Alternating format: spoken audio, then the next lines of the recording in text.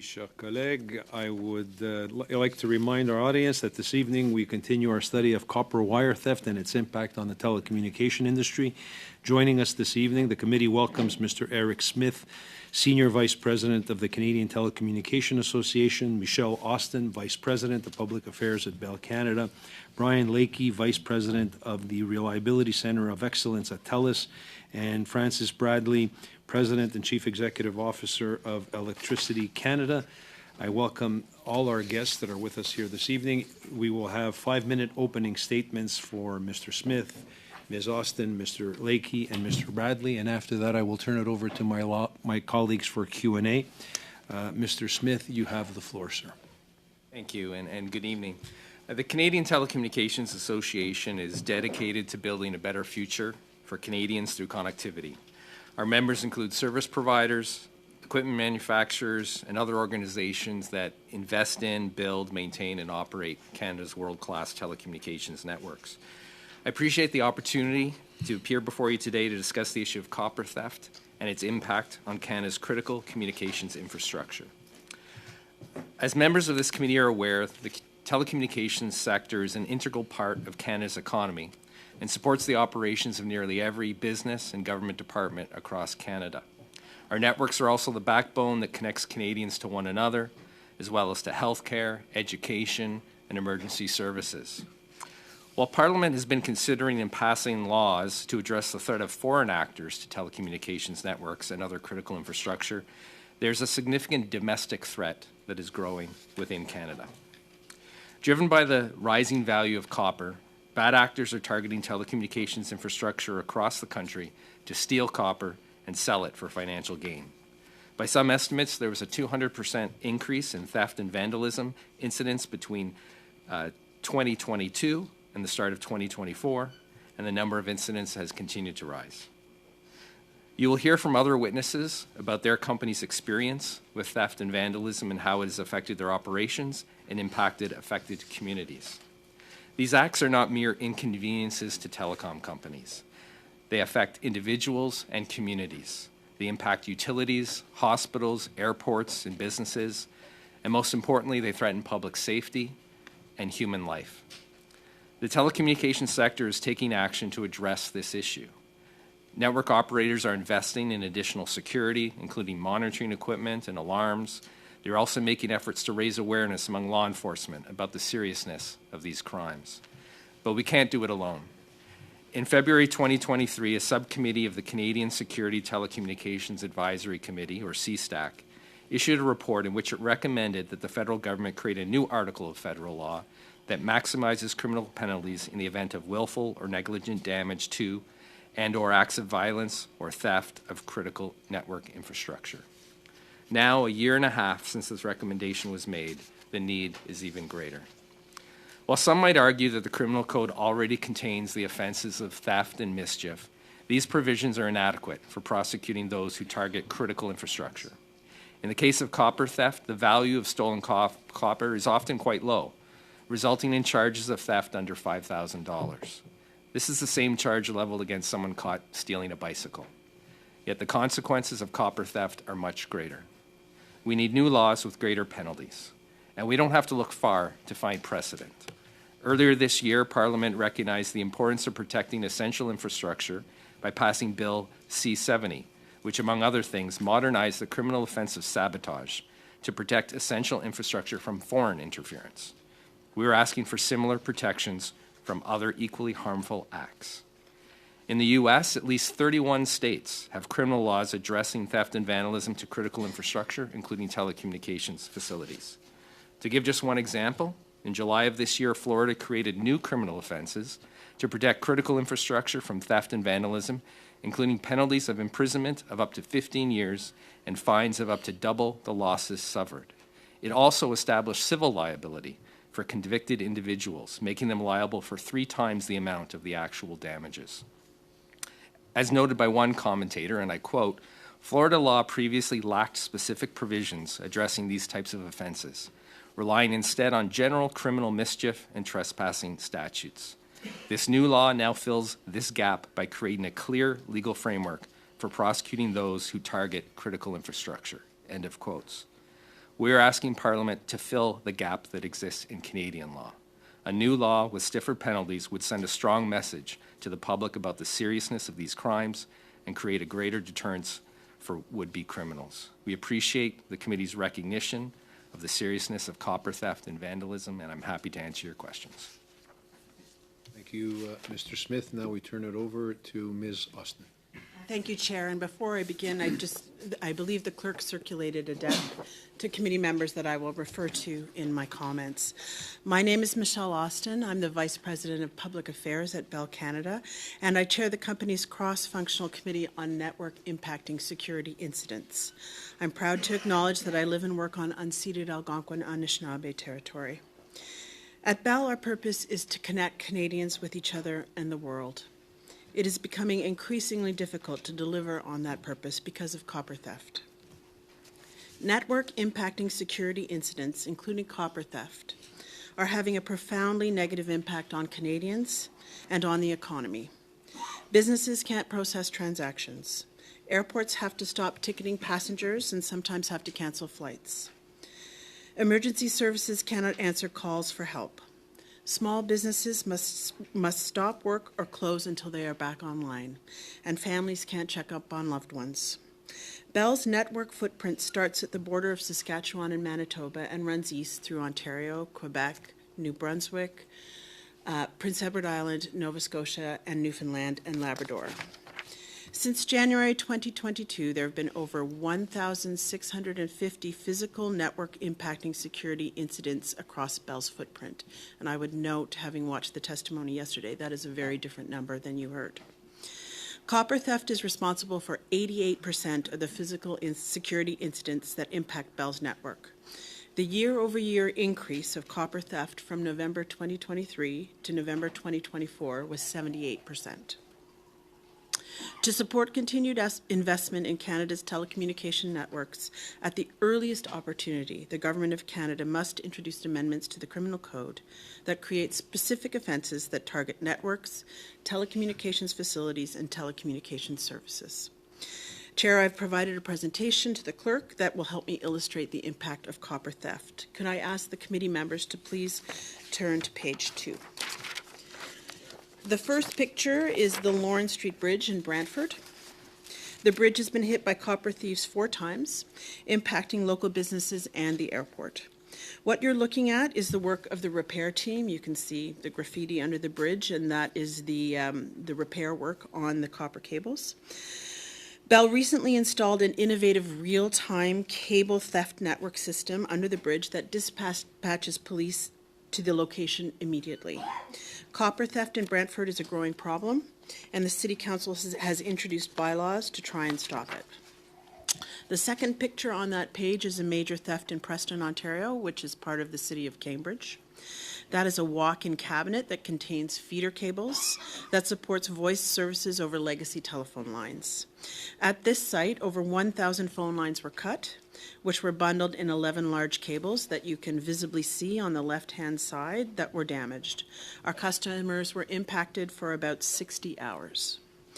And I would like to take this opportunity to invite committee members to one of our central offices, which is very close to here. So if you are interested in seeing what these cables look like, we're happy to take you through. If you turn to page 3, the third picture is from Shubenacadie, Nova Scotia, on November 23rd of this year. That picture is fuzzy because the weather was terrible. That incident impacted copper, fiber, and wireless customers.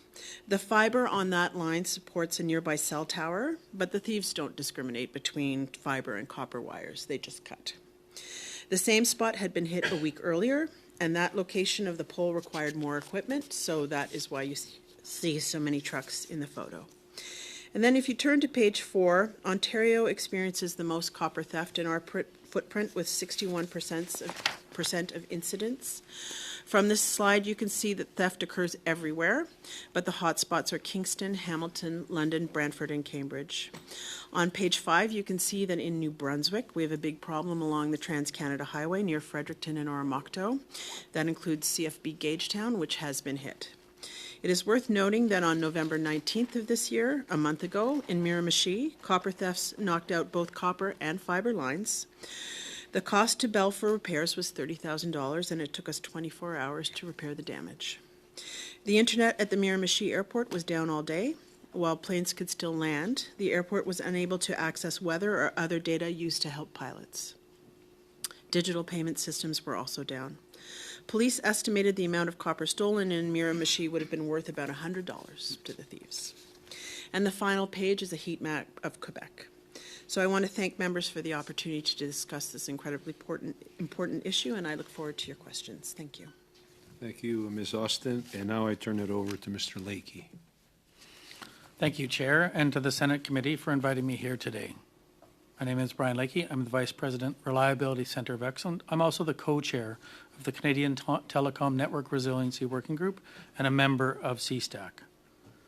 Copper theft is a rapidly growing crisis impacting Canadians and the communities we all serve. As we've seen over the last few years, Canada's critical infrastructure, including communications, electricity, water, transportation, and financial networks, remain vulnerable to acts of physical destruction. When thieves damage or steal our copper cables, essential telecommunications services like emergency, amber alerts, and access to 911 are impacted. This is a matter of public safety. If someone cuts or steals copper wires in your neighborhood, your phone, TV, internet will be compromised. When these services are down, you will not be able to call 911, not receive emergency alerts, or reach your friends and family.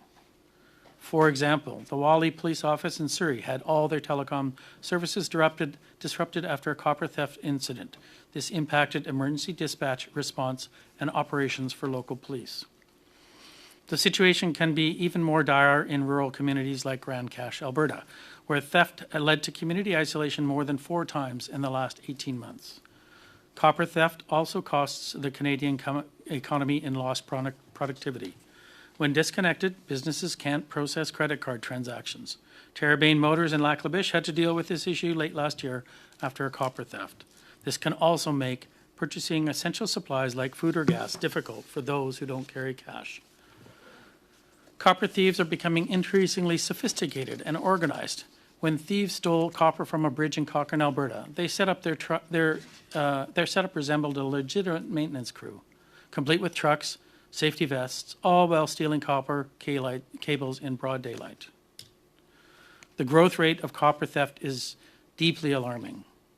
Since 2021, copper theft has robbed over 170,000 TELUS customers, more than 200 million minutes of essential telecom service. Mission, Abbotsford, and Calgary are cities that have been hit multiple times this year alone. TELUS is continuously investing in advanced security, floodlights, video cameras, specialized locking equipment, and we are in the process of modernizing our equipment by transitioning to fiber cable. However, these deterrents are not enough. In October, a copper theft impacted 4 cell sites and fiber cables, interrupting service for 2,300 wireless customers in Sardis, BC, and the surrounding area. The situation required dense forest removal and resulted in a long restoration time. While our technicians and teams work tirelessly to restore service, the impact and recklessness of this criminal behavior cannot be ignored. Tackling this growing issue requires effective collaboration across government, industry, and police services. We recommend 2 legislative approaches to deter copper theft. First, amend the criminal code to classify any willful damage to critical infrastructure as a serious crime. As other panelists have mentioned, copper theft is considered a petty theft today. Stronger penalties would act as a deterrent to this growing crime. Second, amend the Telecommunications Act to prohibit and impose fines on the sale of illegally obtained telecommunications material. This will disrupt the supply chain for stolen copper by eliminating viable paths to market. This will complement provincial regulations, creating a comprehensive framework to combat copper theft across all jurisdictions. Third, we recommend all provinces renew and standardize their scrap metal dealer and recycler regulations, including closing loopholes that allow criminals to profit from stolen copper. For example, legislation should limit the sale of melted down copper because it's no longer identifiable. Additionally, Canada needs a dedicated metal task force, including coordinated investigations across law enforcement and improved interjurisdictional information sharing. These measures have reduced copper thefts in other countries. Canada is lagging behind on this front. Copper theft compromises essential services, public safety, healthcare access, and the economy. Although we're doing everything possible to prevent these crimes, real progress requires collaboration with industry, government, and law enforcement. The time to act is now. Every day of delay puts more communities and Canadians at risk. Thank you for your attention to this crucial matter. Thank you very much, Mr. Lakey. Now, Mr. Francis Bradley, you have 5 minutes. Merci, Madame la Présidente. Thank you, Madam Chair and committee members, for giving me the opportunity to speak to you today about copper theft. This is a problem that has affected the electricity sector for several years. My name is Francis Bradley, and I am the President and Chief Executive Officer of Electricity Canada, a national association that speaks on behalf of the electricity sector. Our members produce, transport, and distribute electricity in every province and territory. This important topic, and I also thank our colleagues in the telecommunications sector for their advocacy. I also want to acknowledge our members whose insights helped shape these comments. Copper theft is a persistent problem. It is dangerous, presenting huge safety risks, and it is a threat to reliability. Addressing it requires a collaborative approach involving operators, law enforcement, and all orders of government. In the electricity sector, copper theft occurs across various facilities, including substations, transmission and distribution lines, and construction sites.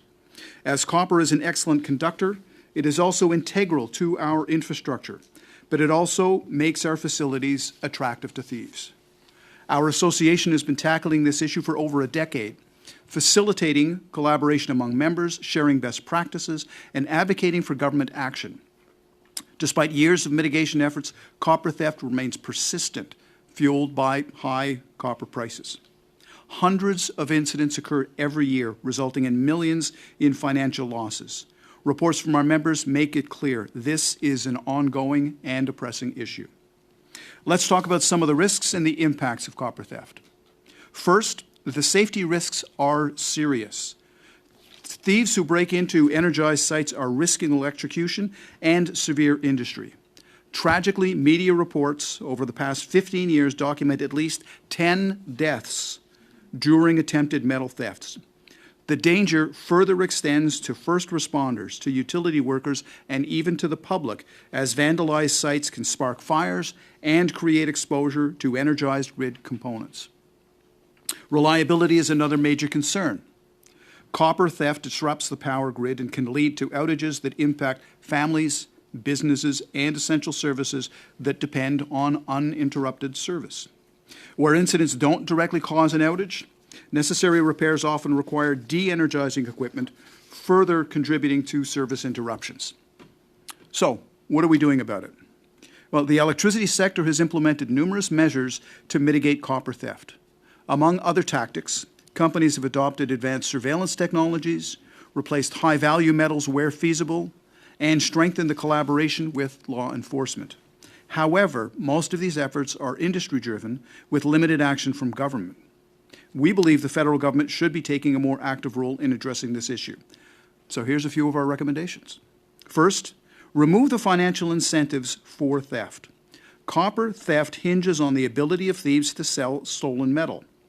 Provinces can address this by regulating the scrap metal industry, requiring records of transactions, and mandating identification from sellers. However, existing laws are inconsistent, they're poorly enforced, or they're non-existent in many jurisdictions.